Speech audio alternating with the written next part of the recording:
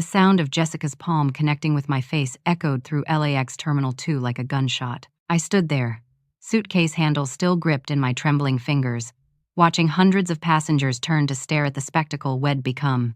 My cheek burned with humiliation as my parents immediately rounded on me, their voices sharp with accusation.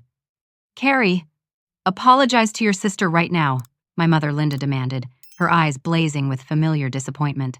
What they didn't know, what none of them realized as they berated me in front of those gawking strangers, was that every single dollar of this Hawaii vacation had come from my nursing salary. I was about to change that. The fluorescent lights of Los Angeles International Airport buzzed overhead as families wheeled their luggage toward departure gates, children clutching stuffed animals, and parents juggling boarding passes. For weeks, I'd imagined this moment differently. In my mind, we'd be laughing together, sharing excited conversations about snorkeling in Maui and watching sunsets from our resort balcony. I'd pictured my family finally coming together, finally seeing me as more than just the middle child who always seemed to disappoint them somehow. Instead, I was standing in the middle of Terminal 2 with a stinging cheek and a heart that felt like it was cracking down the middle. The argument had started at the check-in counter when Jessica discovered we didn't have first-class seats. Shed turned to me with that familiar look of entitlement, her perfectly styled blonde hair catching the morning light as she demanded to know why I hadn't upgraded us. When I quietly explained that the tickets were already expensive enough, Shed launched into one of her trademark tantrums about how I never cared about the family's comfort. "You're being selfish again, Carrie," Shed hissed, loud enough for the airline employee to hear every word. "This is supposed to be a special trip, and you're ruining it with your cheapskate attitude." I'd tried to explain that I'd worked double shifts at the hospital for 3 months to save enough money for this vacation. I'd given up meals out with friends, skipped buying new clothes, and even picked up extra weekend shifts in the pediatric ward just to afford the 4 tickets, the hotel reservations, and all the activities I'd secretly planned for us. But Jessica wasn't listening. She never listened when I tried to defend myself. That's when Shed slapped me. The crack of her hand against my cheek had silenced the busy check-in area for a moment. Business travelers looked up from their phones. A mother pulled her young daughter closer. Even the TSA agent manning the nearby security checkpoint had paused to see what was happening. "You've always been jealous of me," Jessica continued, her voice carrying across the terminal. "You can't stand that Mom and Dad love me more, so you try to sabotage everything good that happens to our family." My father Robert stepped forward, his salt and pepper hair disheveled from the early morning flight preparation. Instead of asking what had happened or trying to understand the situation, he immediately aligned himself with Jessica's narrative. "Your sister's right, Carrie. You need to stop being so difficult and think about someone other than yourself for once." Linda nodded in agreement, her arms crossed over her floral print blouse. "We've talked about this attitude of yours before. Jessica works hard at her real estate job, and she deserves to enjoy this vacation without your constant negativity." Standing there with my burning cheek and my parents' disappointed stares, I felt something shift inside me. These people had raised me, fed me, housed me for 18 years before I moved out, but they'd never truly seen me. To them, I was just the problematic middle child who never quite measured up to their golden daughter Jessica. What they didn't know was that Jessica hadn't contributed a single penny to this trip. What they didn't know was that I'd been planning to use this vacation as the perfect moment to share my biggest news with them. What they didn't know was that folded carefully in my carry-on bag was an acceptance letter to the most competitive nursing graduate program in Seattle, a program that would change my entire future. But as I watched their faces, saw the automatic way they'd chosen Jessica's side without even asking for my perspective, I realized something that cut deeper than any slap ever could. My family had never been my family at all. I'd been the outsider, the scapegoat, the one they blamed when things went wrong and ignored when things went right. The departure board above our heads flashed with flight information. Passengers rushed past us with their rolling luggage. Excited conversations about vacation plans filling the air around us. Children pointed at airplanes through the massive windows while their parents checked boarding passes and gate numbers. I should have been one of those excited travelers. After working 60-hour weeks for 3 months straight, after sacrificing every small pleasure to save money for this moment, I should have been looking forward to 4 days of family bonding in paradise. Instead, I was standing in an airport terminal, surrounded by strangers who'd witnessed my humiliation, listening to my family continue their lecture about my supposed selfishness. Jessica had already moved on from the slapping incident, now complaining loudly about the weight restrictions for checked bags. Robert was checking his watch and muttering about departure times. Linda was fussing with her purse and commenting on how crowded the airport seemed. None of them noticed that I'd gone completely silent. None of them saw me pull out my phone. And none of them realized that I was about to make a decision that would change everything. My fingers moved across the phone screen with steady precision, navigating to the United Airlines app ID used 3 months ago when I first booked our tickets. The familiar blue interface loaded, and I scrolled through my reservations until I found it. 4 round-trip tickets to Maui, departing in 45 minutes. Total cost, $4,632. While Jessica continued her rant about legroom and my parents nodded along in support, I tapped the cancellation option. A warning message appeared. Are you sure you want to cancel this reservation? This action cannot be undone. I'd never been more sure of anything in my life. The confirmation screen showed all 4 boarding passes becoming invalid in real time. Robert, Linda, Jessica, and Carrie Morgan, all canceled. The refund would take 3 to 5 business days to process, but I didn't care about the money anymore. I cared about my dignity. My family was still talking around me, their voices blending into background noise as I processed what I'd just done. Jessica had moved on to criticizing the airport's coffee prices. Robert was complaining about parking fees. Linda was worrying about whether Shed packed enough sunscreen. None of them had bothered to check if I was okay after being slapped in public. The sting in my cheek had faded to a dull throb, but the emotional pain was just beginning to crystallize into something else entirely. For 26 years, I'd been the family member who absorbed criticism, who apologized for things that weren't my fault, who bent over backward trying to earn approval that never came. I thought about all those extra shifts I'd picked up in the cardiac unit, staying late when other nurses went home to their families. I remembered the times I'd eaten peanut butter sandwiches for dinner because I was saving every dollar for this trip. I'd given up my usual Christmas shopping budget, skipped my coworker Sarah's birthday party because I couldn't afford the restaurant, and worn the same old scrubs to work while other nurses bought new ones. All of that sacrifice. And for what? To be slapped and blamed in front of hundreds of strangers? Jessica was now lecturing a nearby family about proper airport etiquette, her voice carrying that familiar tone of superiority Shed perfected over the years. Shed always been the star of our family, homecoming queen in high school, sorority president in college, successful real estate agent with a convertible BMW and a downtown apartment. My parents had attended every one of her award ceremonies, celebrated every one of her achievements, and forgiven every one of her mistakes. Meanwhile, I'd graduated nursing school with honors, worked through the COVID pandemic, while Jessica sold houses from the safety of virtual tours and spent my days caring for critically ill patients who depended on my skills to survive. But somehow, in my family's eyes, I was still just difficult Carrie who never quite got things right. Robert glanced at his smartwatch and announced, "We should head to security soon. The line's probably getting longer." Linda adjusted her purse strap and looked around the terminal. I hope they have decent food options near our gate.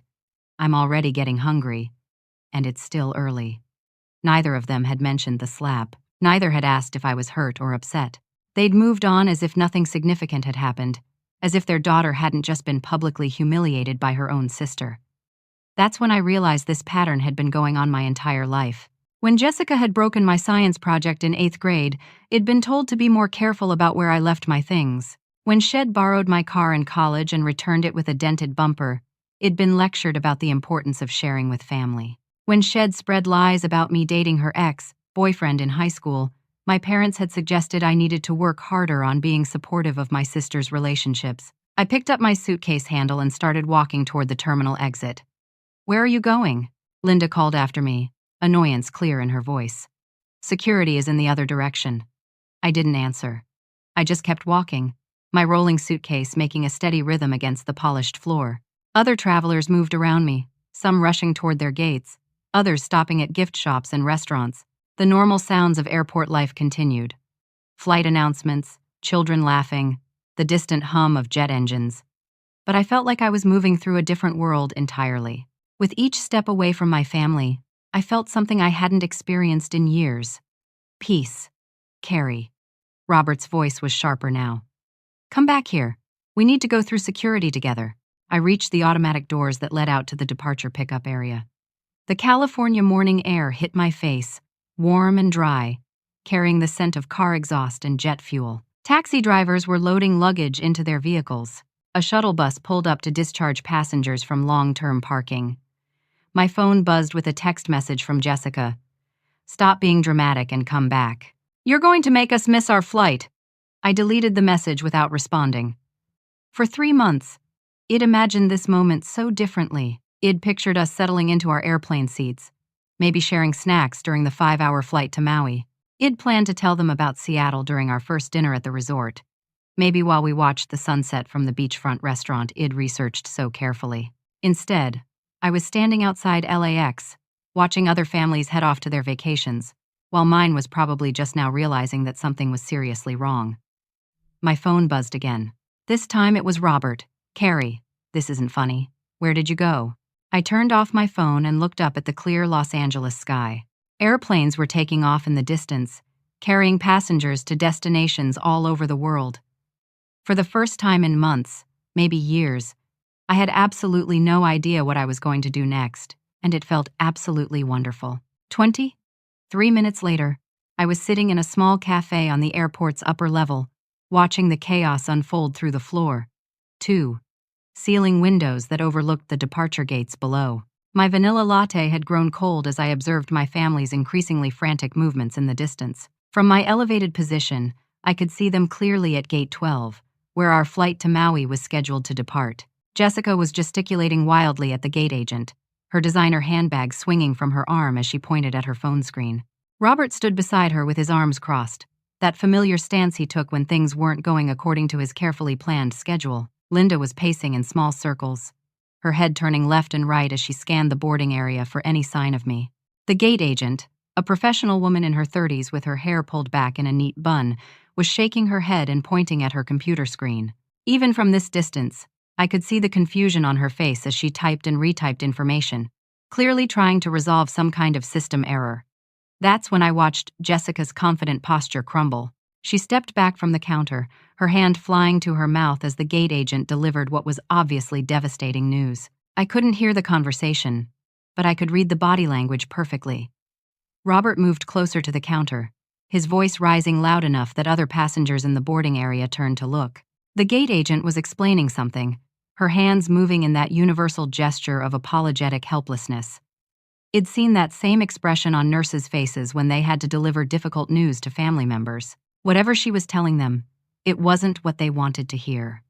Jessica pulled out her phone and started frantically scrolling through screens. Robert was leaning over the counter now, probably demanding to speak to a supervisor. Linda had stopped pacing and was standing frozen in place, her face pale even from my distant vantage point.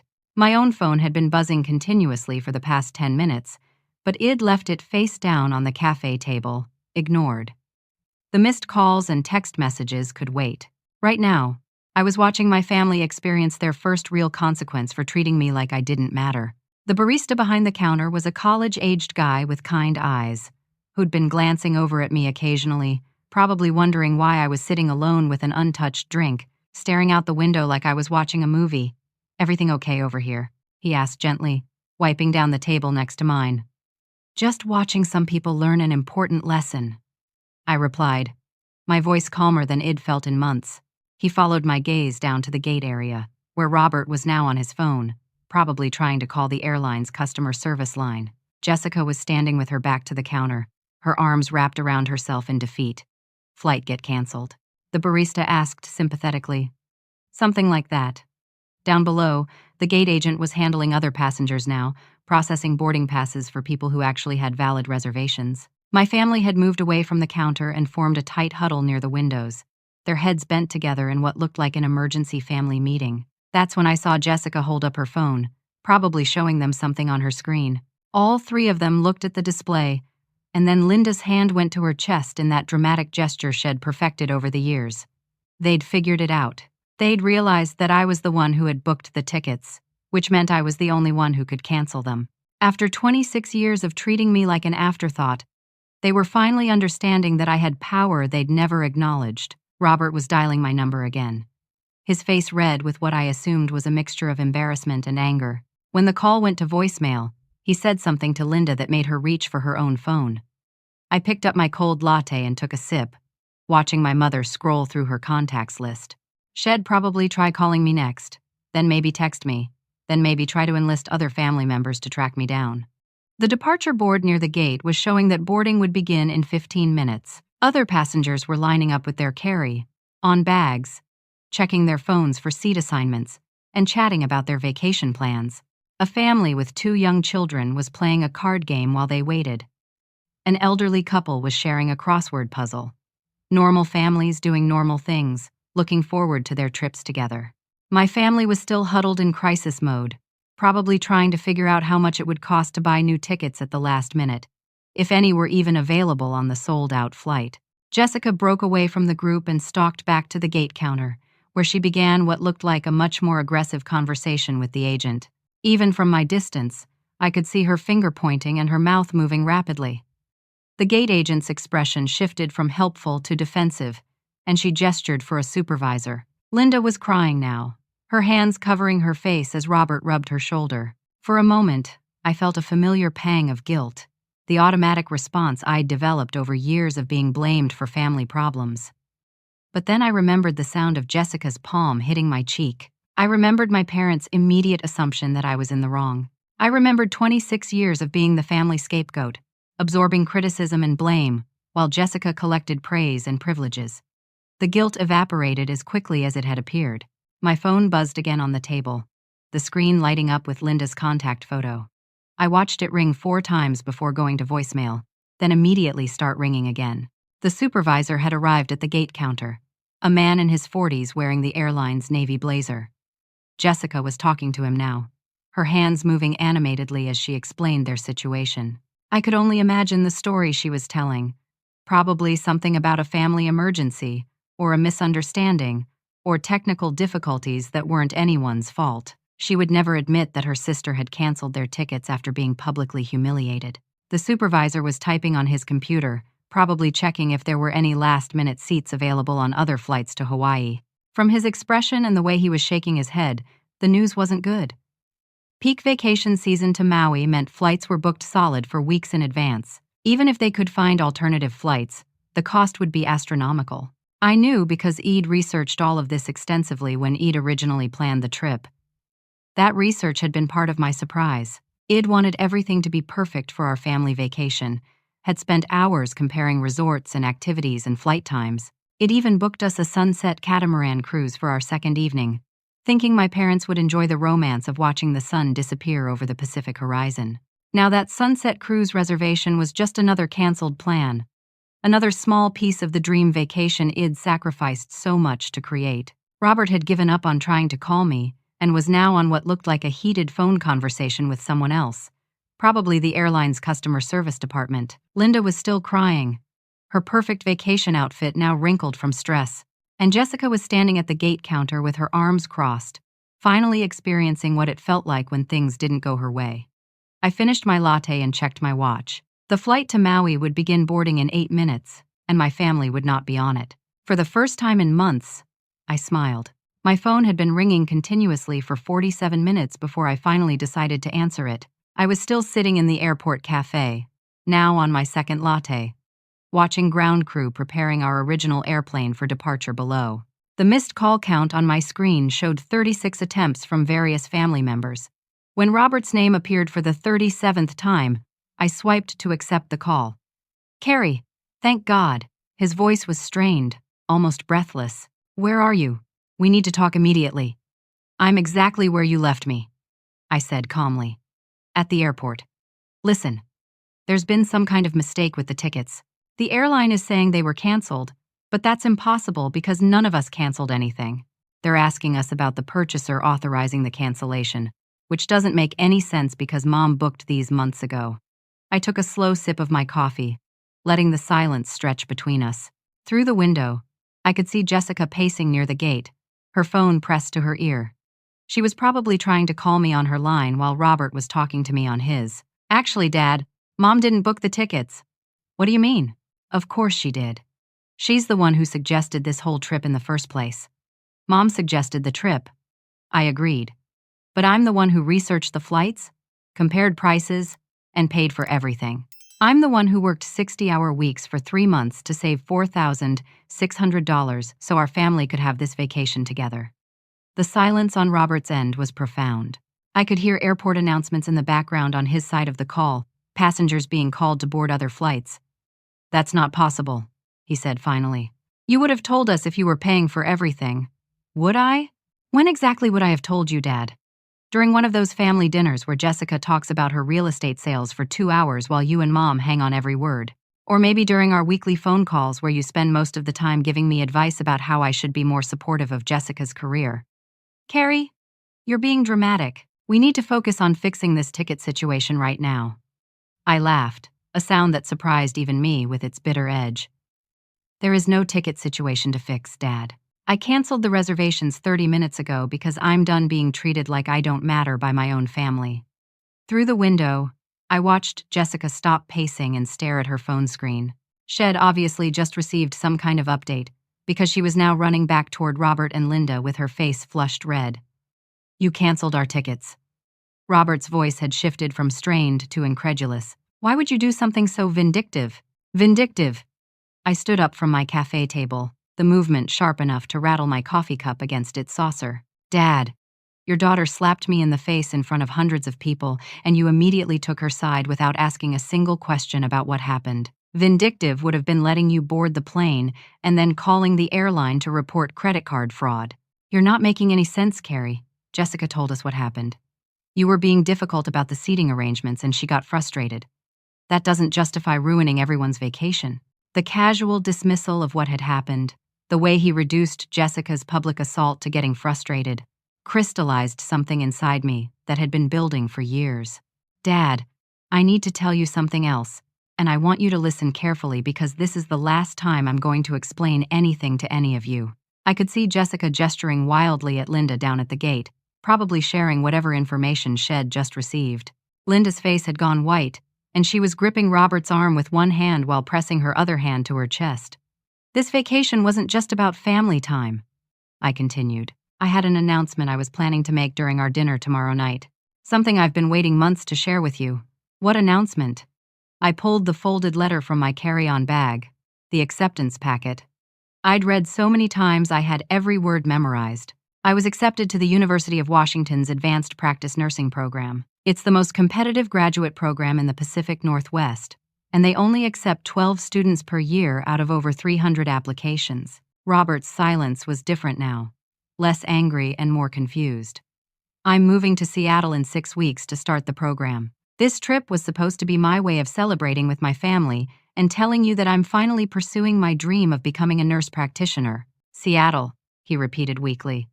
"You're moving to Seattle."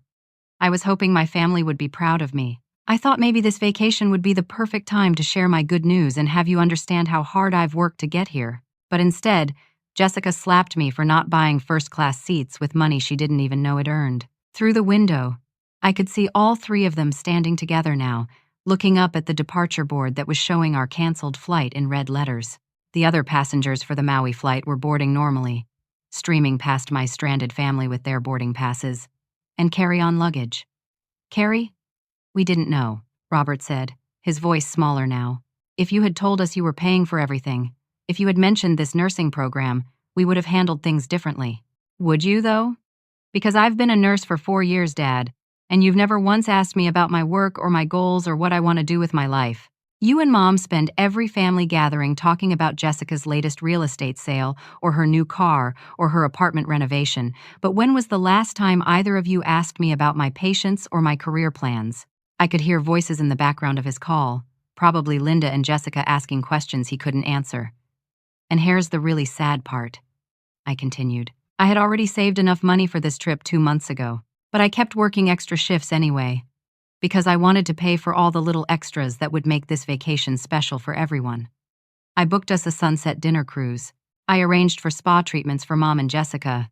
I even paid extra for the ocean view rooms instead of the standard ones, because I thought you deserved the best." "Oh, Carrie," Robert's voice cracked slightly. "I paid for everything because I love you, even though you've never shown me the same consideration you automatically give Jessica." But I'm done sacrificing myself for people who see me as the problem instead of the solution. Down at the gate, final boarding was being called for the Maui flight. The last few passengers were handing their boarding passes to the gate agent, and the jet bridge would be closing in just a few minutes. "So here's what's going to happen," I said, my voice steady and clear. "I'm going to hang up this phone, and I'm going to walk to the United counter and book myself a ticket to Seattle. I'm going to start my new life without waiting for my family to notice I exist." "Carrie, wait. Don't make any hasty decisions. We can work this out." "Dad, I've been waiting 26 years for you to work this out. I'm not hasty anymore. I'm just done." I could see the gate agent closing the jet bridge door, sealing off the airplane that should have carried our family to Hawaii. Other passengers were already settling into their seats, stowing their bags, preparing for takeoff to paradise. "The hotel reservations are under my name," I added. "The car rental is under my name. The dinner cruise, the spa appointments, the snorkeling tour I booked for Thursday, all of it is under my name and paid for with my credit card. Have a nice time explaining that to the resort when you try to check in. Carrie, please don't do this." But I was already ending the call, already walking toward the departure board to find the next flight to Seattle. Behind me, my cold coffee sat abandoned on the cafe table, just like the family I'd spent years trying to please. I was standing in the first class check, in line at the United counter when my phone exploded with notifications. Text messages, missed calls, and social media alerts flooded my screen in rapid succession. Jessica had apparently decided that if she couldn't reach me directly, she'd try a more public approach. The first-class ticket to Seattle had cost me $897, nearly a month's worth of grocery money. But I'd paid for it without hesitation. For once in my life, I was choosing comfort over sacrifice. The leather seats, the extra legroom, the complimentary meal service. These were luxuries I'd never allowed myself before. While I waited for my boarding pass to print, I glanced at my phone screen and felt my stomach drop. Jessica had posted a lengthy Facebook status that was already accumulating dozens of comments and shares. The post began, "I can't believe I have to write this, but my sister Carrie just stole our family vacation money and abandoned us at the airport. We were supposed to fly to Hawaii this morning for a long, planned family trip, but she secretly canceled our tickets out of spite and left us stranded." I scrolled through the rest of her post, watching her construct a carefully crafted narrative that painted me as vindictive and unstable. According to Jessica's version of events, I had manipulated the situation to hurt the family, had stolen money that was meant for our shared vacation, and had displayed concerning behavior that worried everyone. She'd even included a photo of Robert and Linda, looking devastated in the airport terminal, with a caption that read, "My poor parents don't understand how their daughter could be so cruel." The comments were already pouring in from extended family members, family friends, and Jessica's real estate colleagues. Aunt Margaret had written, "I'm so sorry this happened to you, honey. Some people can't handle other people's success." Cousin Daniel had added, "Carrie always was the weird one in the family. I hope you can still salvage your vacation somehow." Even Mrs. Peterson, our elderly neighbor from my childhood, had commented, "That poor Jessica works so hard and deserves a nice vacation. I don't understand why siblings can't support each other." I felt heat rise in my face as I read comment after comment from people who'd accepted Jessica's story without question. These were people who'd known me my entire life, who'd watched me grow up, graduate nursing school, and build a career caring for others. But they were ready to believe I was capable of emotional manipulation and financial theft based solely on Jessica's social media post. The gate agent handed me my boarding pass with a professional smile. "First class to Seattle, Miss Morgan. Boarding begins in about 30 minutes at Gate 7. I thanked her and walked toward the security checkpoint, my phone still buzzing with incoming notifications. More family members were joining the comment thread, sharing their own stories about times it'd been difficult or dramatic at family gatherings. That's when I realized Jessica had made a critical mistake. She'd posted her story publicly, which meant every detail was now documented online with timestamps and screenshots. Her narrative was locked in, committed to the permanent record of social media where it could be examined and fact-checked. I found a quiet seating area near my new gate and opened the Notes app on my phone. If Jessica wanted to play the social media game, I'd show her how it was really done. But first, I needed evidence. I screenshot every banking transaction from the past 3 months, showing the gradual accumulation of funds ID saved for the trip. I screenshot my work schedule, highlighting all the extra shifts ID picked up.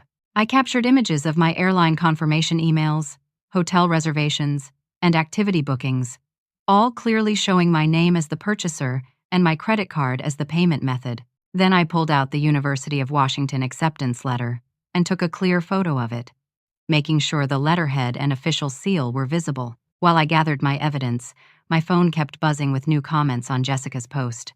The story was spreading to her wider social network now, with friends of friends sharing their outrage about my supposed betrayal. Rachel, Jessica's sorority sister, had written, "This is exactly why I don't trust people who act all nice and helpful. They're usually planning something manipulative behind your back." Mark, one of her real estate clients, had added, "Family is everything. I can't imagine doing something so heartless to my own siblings."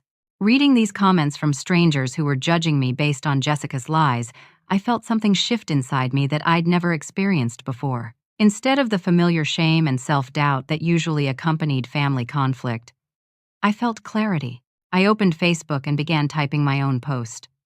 I need to address some misinformation that's been posted about me today. This morning, my sister Jessica slapped me in the face at LAX airport in front of hundreds of passengers because I didn't book first-class seats for our family vacation. When I tried to explain that the tickets were expensive enough already, she became physically aggressive, and my parents immediately took her side without asking for my perspective. I attached the first screenshot, showing my bank account balance from 3 months ago compared to last week, with hundreds of dollars in vacation savings clearly documented. What my family didn't know is that I had been working 60-hour weeks for 3 months, giving up meals with friends and personal purchases, to save the money for this surprise vacation. I paid for every ticket, every hotel night, every planned activity because I wanted to create a special memory for our family. The second screenshot showed my work schedule, with weekend shifts and holiday coverage highlighted in red. I also planned to use this vacation to share exciting news with my family. I was accepted to the University of Washington's Advanced Practice Nursing Graduate Program, one of the most competitive programs in the country. I attached the photo of my acceptance letter. After being publicly humiliated and blamed for circumstances I had actually created out of love, I made the decision to cancel the reservations that I had paid for with my own money. I'm now on my way to Seattle to start my new life and career, something I should have done years ago instead of hoping my family would eventually see my worth. I paused before adding the final paragraph, knowing it would change everything. I'm sharing this not to create drama, but to set the record straight. Sometimes the truth is more complicated than it appears on social media, and sometimes the person being blamed is actually the person who's been sacrificing the most. I hit post and immediately set my phone to silent. Within minutes, the notification badges on my apps were climbing into double digits. My post was being shared and commented on at a rate I'd never experienced before. Nursing colleagues from work were tagging other nurses, sharing stories about their own family sacrifices. Friends from high school were commenting with support and surprise. But the most significant responses were coming from extended family members who were beginning to ask questions about Jessica's version of events. Aunt Margaret had commented on my post. "Wait, you paid for the whole vacation yourself? Why didn't anyone tell me this?" Cousin Daniel had shared my post with the caption, "I think I owe Carrie an apology." I didn't know there was more to this story. Even Mrs. Peterson had found my post somehow and written, "Honey, I'm so sorry I believed the wrong story. Your nursing work during the pandemic was so admirable, and I should have known there was more to this situation." My phone was vibrating constantly now, even on silent mode. The counter, narrative, was spreading faster than Jessica's original post, and people were beginning to see the situation from my perspective. As I watched my boarding gate fill up with other Seattle passengers, I realized I'd just done something I'd never done before in my entire life. I'd defended myself publicly, with evidence and truth, instead of quietly accepting blame and hoping the situation would blow over. It felt terrifying and liberating at the same time. The gate agent announced boarding for first-class passengers, and I gathered my belongings with hands that were steadier than they'd been all morning. Jessica had wanted to control the narrative, but she'd forgotten that truth has a power that lies can never match. As I walked toward my gate, my phone buzzed one more time with a notification I hadn't expected. A friend request from a journalist at the Seattle Times who'd apparently seen my story spreading online. The real battle was just beginning. 30. 7,000 feet above Nevada. I was sipping champagne in seat 2A when my phone's airplane Wi-Fi connected and unleashed a digital avalanche I never could have predicted. My post about the airport incident had been shared over 1,500 times in the 3 hours since Eid published it, and the comments were flooding in faster than I could read them. But that wasn't the most shocking development. A producer from a morning television show had sent me a direct message asking if I'd be willing to share my story on national TV. A freelance journalist from People magazine had requested an interview. Most surprisingly, a representative from the University of Washington's nursing program had reached out to congratulate me on standing up for healthcare workers who often sacrifice their personal lives for others. The flight attendant, a kind woman named Patricia Huad, noticed my constant phone checking, refilled my champagne glass, and discreetly asked if everything was all right. My family situation just became very public, I told her, showing her the notification count on my screen. Patricia's eyes widened as she saw the numbers. "Honey, what did you do? Did you win the lottery?" I told the truth about something, and apparently that was more unusual than I realized. While Patricia moved on to serve other passengers, I scrolled through the comments on my post, watching a real-time sociology experiment unfold. Healthcare workers were sharing their own stories about family members who didn't understand the physical and emotional demands of nursing. Adult children were posting about being family scapegoats. People were tagging friends with comments like, "Remember when this exact thing happened to your sister?" The most powerful responses were coming from other nurses. Sarah Martinez, one of my colleagues from the cardiac unit, had shared my post with a lengthy comment about how I'd covered her shifts during her mother's cancer treatment without ever asking for anything in return. Dr. Rebecca Kim from our hospital's emergency department had written, "Carrie Morgan is one of the most selfless, dedicated nurses I've ever worked with. She stayed late during COVID to comfort patients who couldn't have visitors, often using her own phone to help elderly patients video chat with their families. If her own family can't see her value, that's their loss."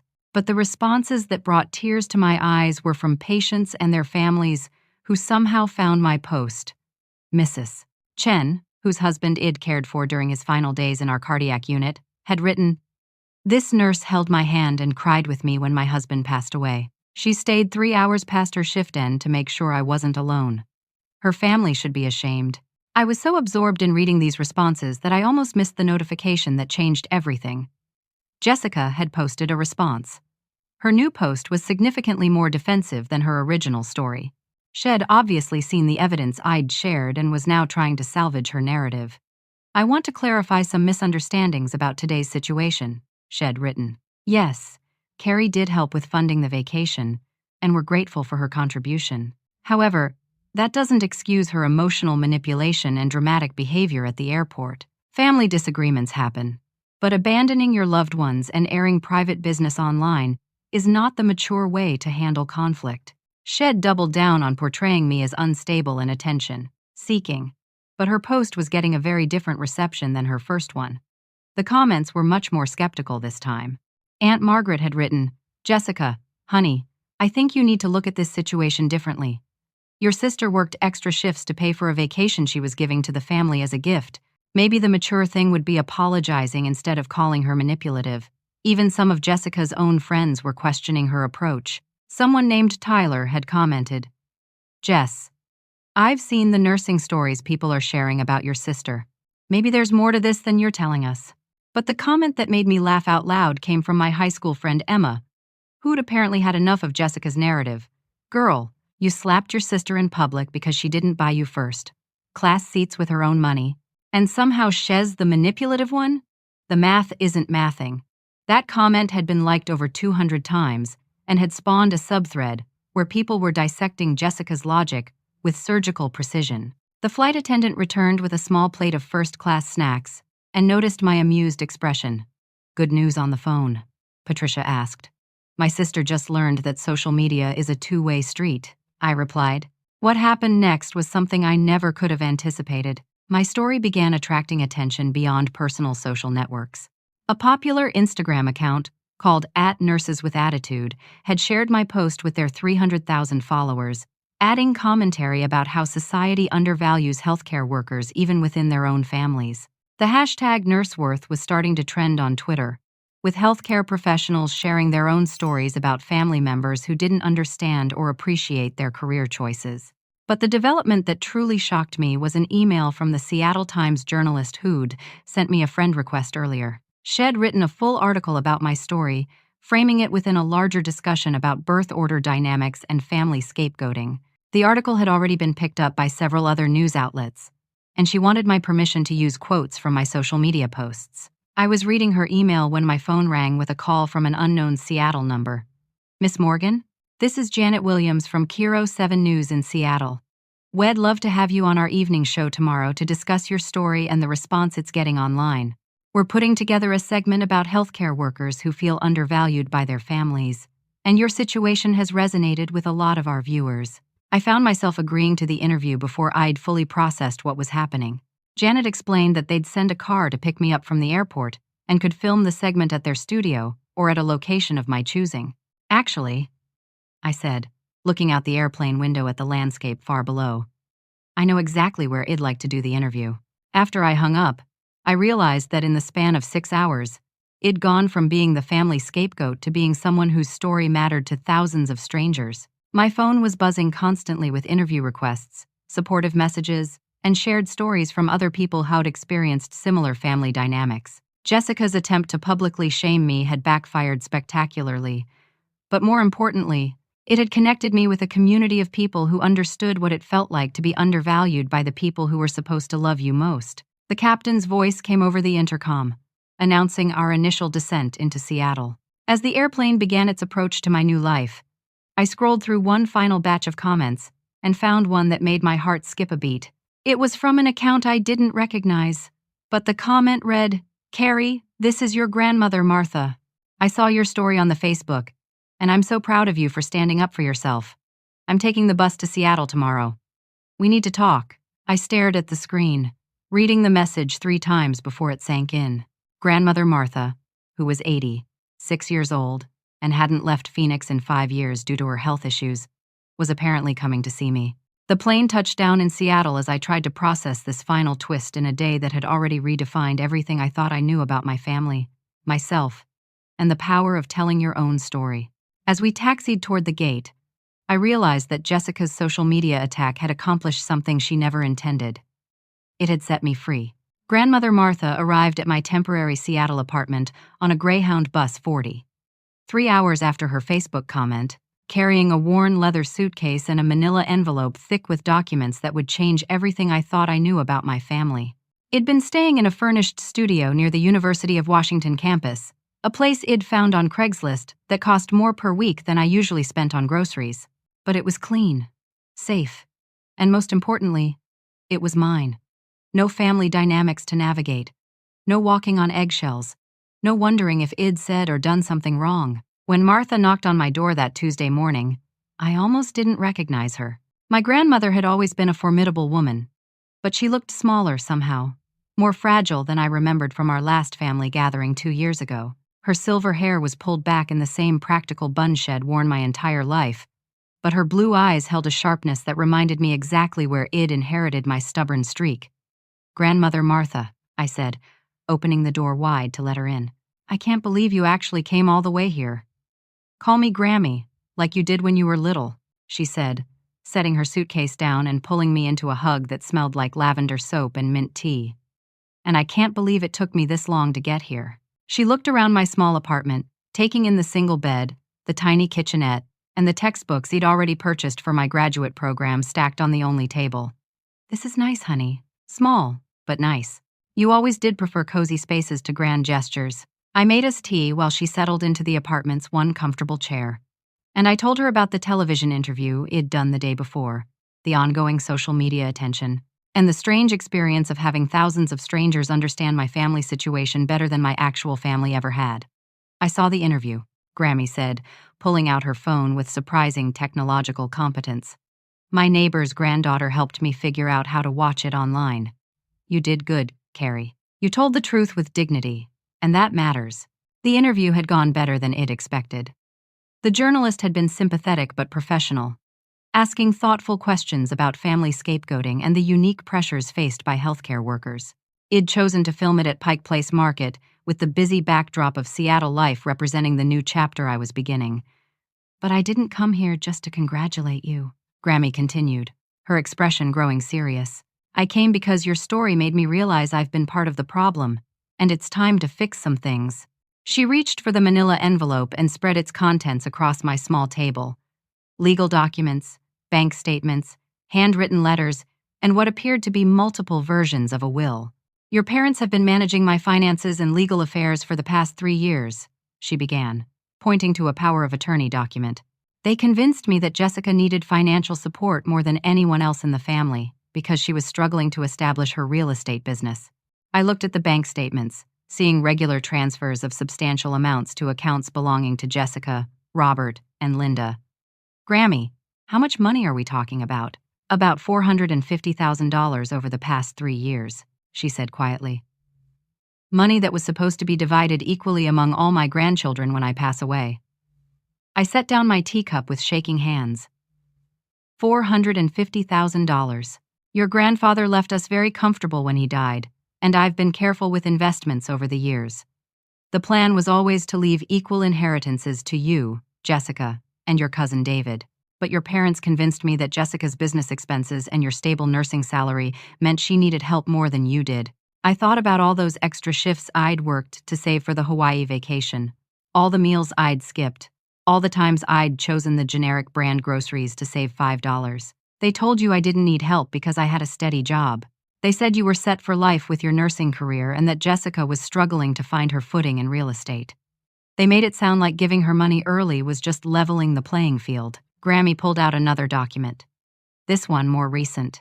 But after seeing your story, after watching that interview and reading about how you sacrificed your own money to pay for their vacation, I realized I've been manipulated just like you have. The document was a new will, dated just 2 days ago.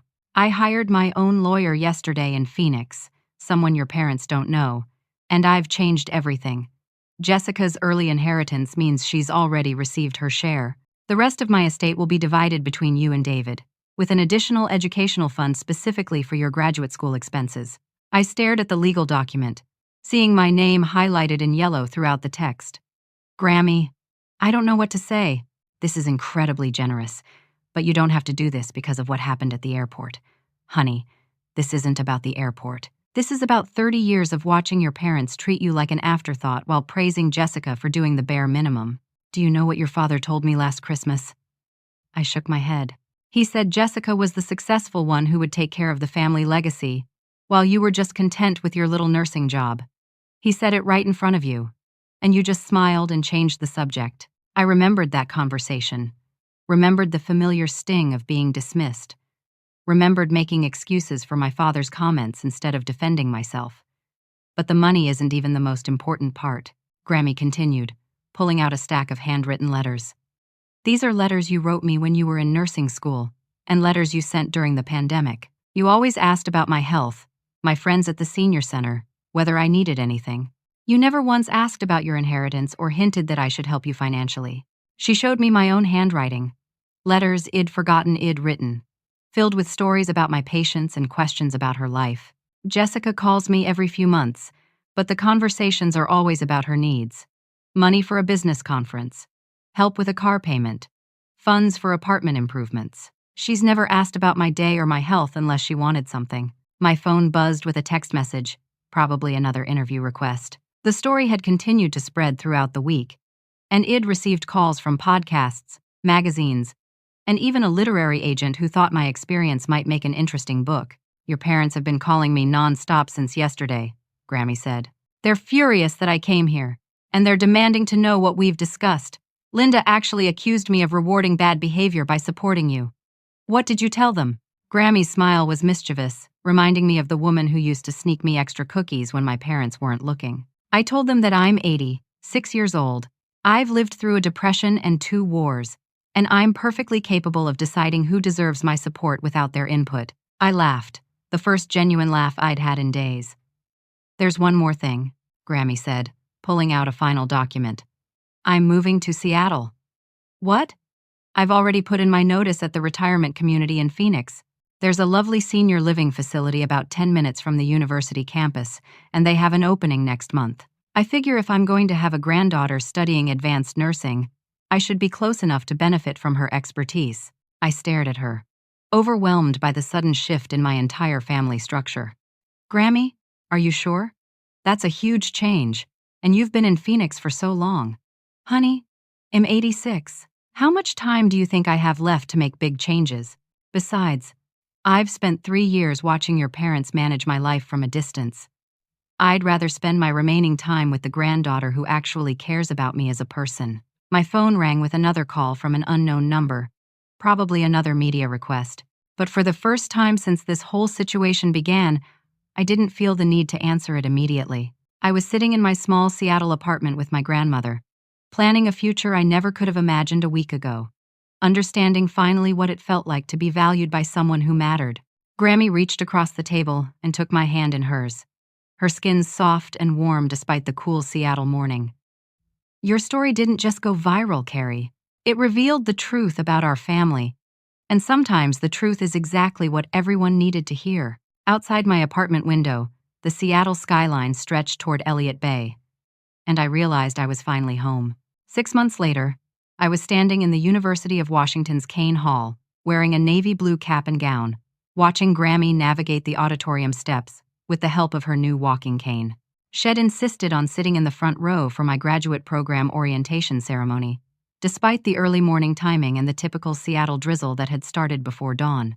The senior living facility Shed chosen was everything Shed hoped: independent living with nursing support available when needed, a robust social calendar, and most importantly, a shuttle service that brought her to campus whenever she wanted to visit me during my studies. Carrie Morgan, the dean called, and I stepped forward to receive my certificate, marking the completion of my first semester with a perfect 4.0 grade average. From my position on the small stage, I could see Grammy beaming in the front row, holding up her phone to record the moment. Beside her sat Dr. Jennifer Walsh, my faculty advisor, who'd become an unexpected mentor and friend during my transition to Seattle. But the most surprising attendee was sitting 3 rows back: Jessica. Shed driven up from Portland the night before, staying in a hotel downtown and texting me nervously about whether it would be appropriate for her to attend. We'd been communicating sporadically over the past few months, tentative conversations that felt like learning to speak a new language after years of miscommunication. The changes in my family had been dramatic and difficult for everyone to process. Robert and Linda had initially blamed me for poisoning Grammy against the family and destroying relationships for attention. But as the months passed and they realized Grammy's new will wasn't changing back, they'd begun what could generously be called an apology tour.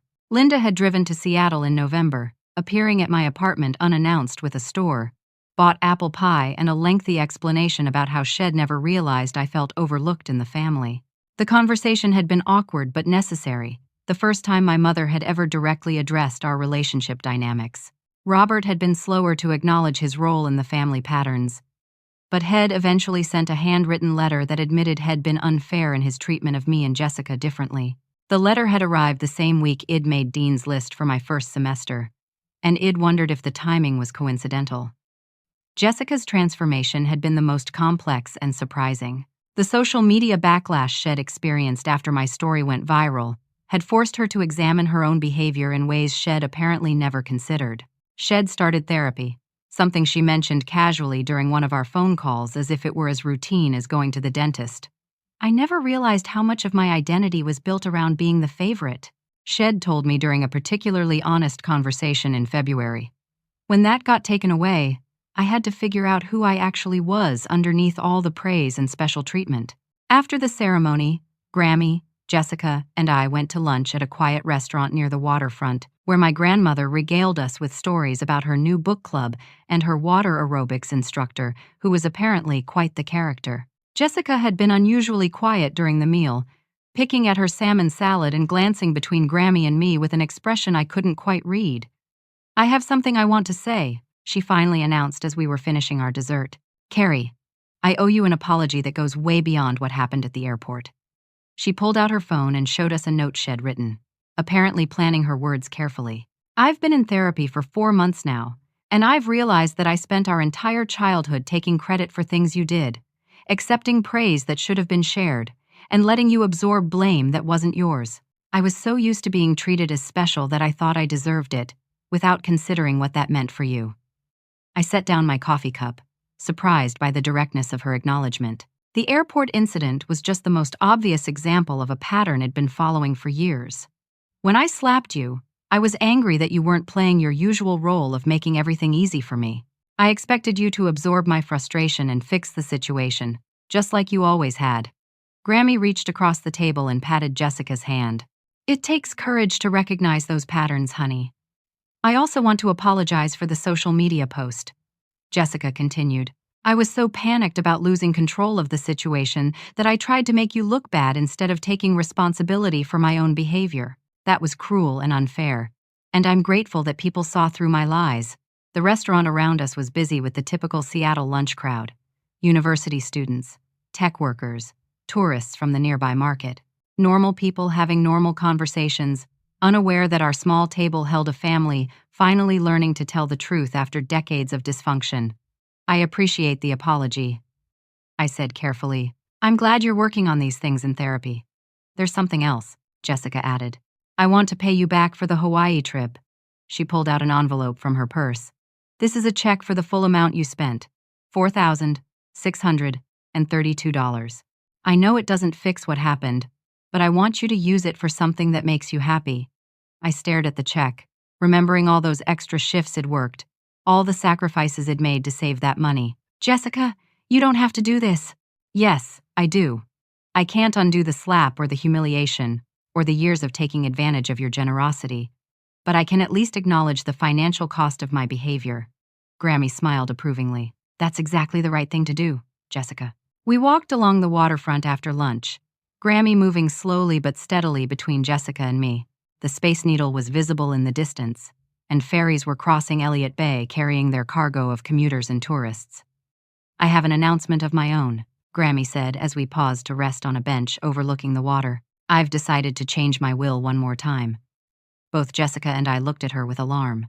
Now that Jessica has shown real growth and taken responsibility for her actions, I want to restore her inheritance to the equal share I originally planned. Personal growth should be rewarded, not punished. Jessica's eyes filled with tears. Grammy, that's incredibly generous. But I don't deserve that after everything I've done. Honey, people deserve second chances when they've earned them through genuine change. You've been doing the hard work of becoming a better person, and that matters more than past mistakes. I found myself agreeing with Grammy's decision. The Jessica sitting beside me on this Seattle bench was different from the woman who'd slapped me at LAX 6 months ago. She was quieter, more thoughtful, less entitled in her approach to conversations and relationships. As we sat watching the ferries cross the bay, Grammy pulled out her phone and showed us something that made us both laugh. She'd started her own social media account and had been posting daily updates about her Seattle adventures. Her followers apparently loved her stories about learning to navigate the city buses and her reviews of local coffee shops. I never thought he'd say this, Grammy said. But going viral might be the best thing that ever happened to our family. Sometimes it takes a crisis to force people to be honest with each other. The sun was setting behind the Olympic Mountains as we walked back toward Grammy's shuttle pickup point. Jessica would drive back to Portland that evening, and I would return to my studies and my new life in Seattle. But something fundamental had shifted in our family dynamic. We were no longer operating from the same old patterns of favoritism and blame. We were 3 women who'd learned to see each other clearly, perhaps for the first time. As Jessica hugged me goodbye, she whispered, "I'm proud of you for standing up for yourself at the airport." It was the wake-up call I needed, even if I didn't realize it at the time. Watching her drive away, I realized that sometimes the most loving thing you can do for your family is refuse to enable their dysfunction. Sometimes setting boundaries and demanding respect is the first step toward genuine healing. Grammy and I rode the shuttle back to her facility together, and she told me about the memoir writing class she'd enrolled in for the spring semester. "I think I might have a story worth telling, too," she said with a mischievous smile. 6 months after that terrible morning at LAX, I was exactly where I belonged, pursuing my dreams, surrounded by people who valued me, and finally understanding that family isn't just about blood relations. Sometimes the family you choose is stronger than the family you're born into, And sometimes the courage to walk away is the first step toward building the life you actually want. The Space Needle glittered against the darkening Seattle sky as our shuttle wound through the city streets, and I realized I'd finally found my way home. Now I want to ask you something. Have you ever found yourself in a situation where standing up for yourself changed everything, not just for you, but for your entire family? Sometimes the people we love the most are the ones who need to see us set boundaries before they can learn to respect us. If you've experienced something similar, or if this story resonated with your own family dynamics, please share your thoughts in the comments below. I'd love to hear about your own moments of courage and how they transformed your relationships. Thank you for taking this journey with me. And remember that sometimes the most difficult conversations lead to the most beautiful transformations. If my story has touched your heart or reminded you of your own strength, please like this video, subscribe for more real-life stories that matter, and share this with anyone who might need to hear that their voice and their boundaries are important too. Here's to finding the courage to choose yourself, even when it's scary, and to building the life you truly deserve.